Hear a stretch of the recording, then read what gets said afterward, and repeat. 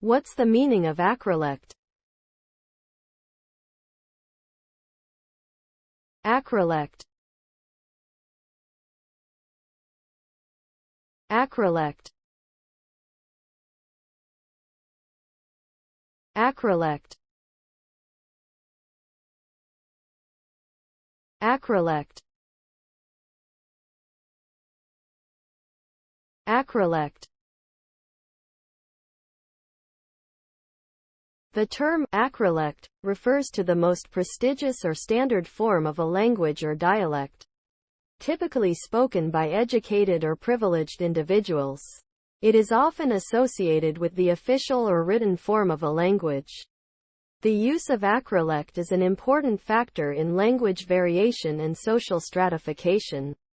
In linguistics, acrolect is contrasted with baselect, which refers to non-standard or informal variants of a language spoken by those with lower social status or education. Acrolect plays a significant role in shaping linguistic attitudes, identity, and power relations within a society.